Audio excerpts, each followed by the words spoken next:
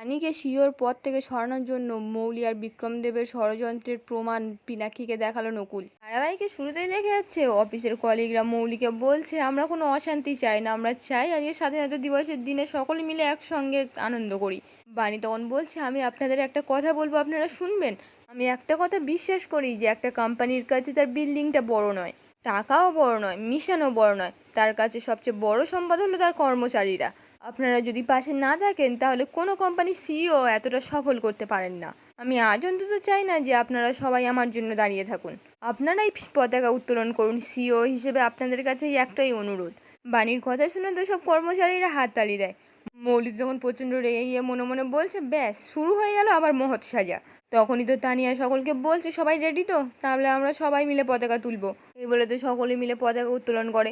তারপর তানিয়া গিয়ে বাণীর বানানো লাড্ডু নিয়ে এসে সকলের হাতে দেয়। বাণী তখন মৌলির সামনে ধরে একটা লাড্ডু নিয়ে। মৌলি তো তখন রেগে গিয়ে ওখান থেকে চলে যায়। অনিরুদ্ধ তখন বাণীকে বলছে মিস চ্যাটার্জি আজ অত কিছু ভাববেন না, আজ আপনার ছুটি, কাল পরীক্ষার দিন শুরু। বাণী তখন অবাক হয়ে বলছে পরীক্ষা? অনিরুদ্ধ তখন বলছে হ্যাঁ, সিইও হিসেবে কাল তো তোমার পরীক্ষা শুরু, তবে আমি জানি তুমি পাশ করবে। বাণী তো এবার বলছে এত কনফিডেন্স আমাকে নিয়ে কোথা থেকে আসে তা ঈশ্বরই জানে। অনিরুদ্ধ তখন বাণীকে বলছে তুমি কোম্পানিকে যতটা উচ্চতায় নিয়ে যাবে সেটা কেউ পারবে না, তুমি আমার কথা মিলিয়ে নিও। এদিকে তখন মৌলি তো বিক্রমদেবের কাছে এসে চিৎকার করে বলছে আপনি নাকি শেয়ার হোল্ডারদের ভয় দেখিয়ে কাজ করাবেন, তা বাণীই তো সিইও হচ্ছে, এটা কি সহ্য করা যায়? বিক্রম তখন বলছে বুদ্ধিটা তো একটু বের করতে পারো, আমি যদি না জোর করতাম তুমি তো প্রথমবারেই তো হেরে যেতে, এটা মাথায় আছে? মৌলি তখন চিৎকার করে বলছে ও এখন সিইও, ও যদি কোম্পানিটাকে ভালো পজিশনে নিয়ে যায় এমনিতেই ওর লাক খুব ভালো। বিক্রম তখন বলছে কেন ওর পজিশনটা ধরে রাখতে দেবে, তুমি আর আমি কাঁধে কাঁধ মিলিয়ে ওর পজিশনটা সরাবো। তুমি ঘরে বসে কাজ করবে আর আমি ঘরের বাইরে বসে চেষ্টা চালিয়ে যাব। মৌলি তখন বলছে আচ্ছা মিস্টার দেব, এত কিছুর পরেও আপনি বিশ্বাস করেন যে আমরা বাণীকে হারাতে পারবো? বিক্রম তখন বলছে শুধু হারাবো না, এমনভাবে হারাতে হবে ও যাতে না বুঝতে পারে যে কবে ওর পায়ের তলা থেকে মাটি সরে গেছে।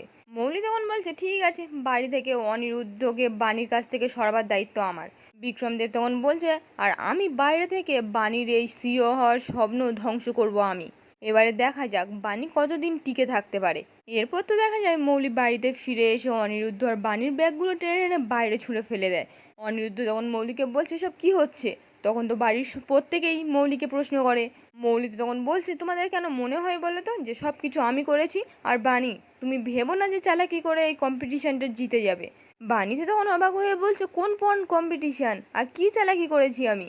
অনিরুদ্ধ তখন মৌলিকে বলছে সবাই আছে, সবার সামনে স্পষ্ট করে বলো, আর বাণীর ব্যাগগুলো এভাবে ছুঁড়ে ফেললে কেন?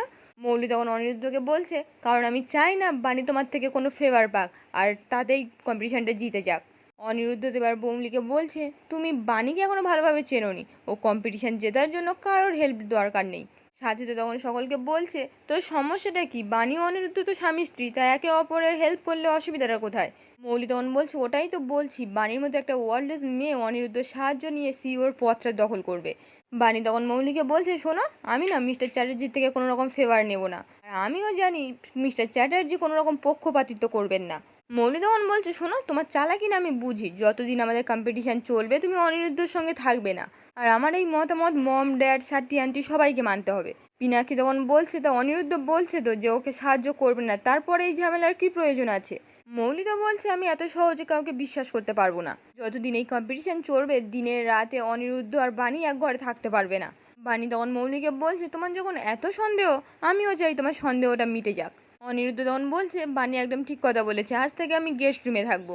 মৌলি তখন অনিরুদ্ধকে বলছে না তুমি কোথাও যাবে না, বাণী আজ থেকে আমার সঙ্গে থাকবে, আর এই কদিন অনিরুদ্ধর সঙ্গে কোনো মেসেজ না ফোন না কিচ্ছু করতে পারবে না। পিনাকি তখন বলছে কম্পিটিশনটা আলাদা ব্যাপার, এর মধ্যে ফোনের কি সম্পর্ক আছে?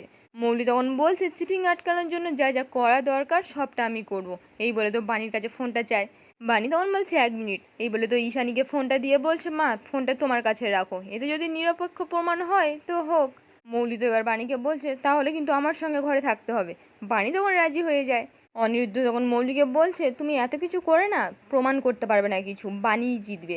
আমার বিশ্বাস বাণী এই কোম্পানিটাকে অনেক দূরে নিয়ে যাবে, আর আমার এই বিশ্বাস বদলানোর ক্ষমতা কারণ নেই। মৌলি তখন বলছে দেখা যাবে কে কাকে হারায়। এই বলে তো ওখান থেকে চলে যায়। সাথী তখন পিনাকিকে বলছে পিনাকি দা তুমি এটা সাপোর্ট করলে? পিনাকি তখন বলছে না আমি সাপোর্ট করছি না, আমি চাই বাণী জিতুক আর বাণীর দিকে কেউ যাতে না আঙুল তুলতে পারে। এরপর তো বেশ কিছুক্ষণ সময় কেটে যায়। অন্যদিকে দেখা যায় বানি তো মৌলির ঘরে বিছানা ঠিক করছিল। তখনই মৌলি এসে বানিকে বলছে, তোমার কোনো ক্লাস নেই না, এই বলে তো আরো আজে বাজে কথা শোনায়। বানিও তখন জবাব দেয়। তখনই অনিরুদ্ধ আসে। মৌলি তখন অনিরুদ্ধকে বলছে, এখানে কি করতে এসেছো তুমি? অনিরুদ্ধ তখন বলছে, এমনি আসিনি, ওষুধ দিতে এসেছি আমি, মেডিকেল গ্রাউন্ড বোঝো। মৌলি তখন বলছে, ওসব বোঝার দরকার নেই, হোয়াট এভার, ওষুধটা দাও, আমি দিয়ে দিচ্ছি। অনিরুদ্ধ তখন বলছে, বানি কি ওষুধ খায় না খায় সেটা আমি জানি, আমি নিজের হাতে ওকে দেবো। মৌলি তখন বলছে, সব চালাকি না আমার সঙ্গে করতে এসো না। বানি তো তখন অনিরুদ্ধকে বলে যে ওষুধটা দিয়ে দাও, আমি খেয়ে নেব। তখনই তানিয়া এসে অনিরুদ্ধকে বলছে, বাবা মায়ের ওষুধ খাওয়াবে, তুমি যেতে পারবে না, আমি তো যেতে পারবো, দাও। এই বলে তো অনিরুদ্ধর হাত থেকে ওষুধটা নিয়ে ঘরের ভেতরে এসে বানিকে বলছে, এ নাও মা, ওষুধটা খেয়ে নাও। এই বলে তো নিজের হাতে ওষুধ খাইয়ে দেয়। তারপর বলছে, মা তুমি কাঁদছো কেন? বানি তখন বলছে, কই মা, আমি কাঁদিনি, আমি দেখছি আমার মাম্মানটা কত বড় হয়ে গেছে। তানিয়া তখন বলছে, আমি তো বড়, তুমি তো শুধু মানতে চাও না। বানি তো তখন তানিয়াকে জড়িয়ে ধরে। এদিকে অনিরুদ্ধ মৌলিকে বলছে, তুমি কি ভাবছো যে আমাকে আর বানিকে আলাদা করে দিলে সব শেষ? পারবে না, কিচ্ছু করতে পারবে না, কারণ আমাদের এই বন্ধন বিধাতার লেখা। আর এটা ভেবো না কেউ চক্রান্ত করে বানিকে হারানোর চেষ্টা করলে সে সফল হয়ে যাবে। কারণ কি বলতো, বানিকে হারানোর সাধ্যই কারণ নেই। তখনই তো তানিয়া বানিকে বলছে, মা তুমি এবার ঘুমাও। এই বলে তো বাইরে এসে অনিরুদ্ধকে বলছে, মা বাবা চলো, মা আর ভাই এবারে ঘুমোবে। অনিরুদ্ধ তখন মৌলিকে বলছে, যতই চক্রান্ত করো না কেন, ভালোবাসার বন্ধন এভাবে ভাঙা যায় না। এই বলে তো তানিয়াকে নিয়ে ওখান থেকে চলে যায়। মৌলি তখন মনে মনে বলছে, তোমরা কি ভেবেছো এত সহজে আমি হেরে যাব? এই তিনজনকে তো আমি আলাদা করেই ছাড়বো। এরপর তো বেশ কিছুক্ষণ সময় কেটে যায়। এদিকে তখন বানি তো অফিসে চলে এসছে। মৌলি এসে চিৎকার করে করে অনিরুদ্ধকে ডাকে। অনিরুদ্ধ তখন ভেতরে আসতেই অনিরুদ্ধর ওপর চিৎকার করে বলছে, আমার তো একটা কেবিন আছে, এখানে বসার জায়গা করেছো কেন? অনিরুদ্ধ তখন মৌলিকে বলছে, ইন্টারিম সিওর জন্য এটাই বসার জায়গা, এখানে তুমি বসবে, ওখানে বানি বসবে। আজকের পর্বটি এখানেই শেষ হয়ে যায়। কেমন লাগলো কমেন্টে জানাতে ভুলবেন না।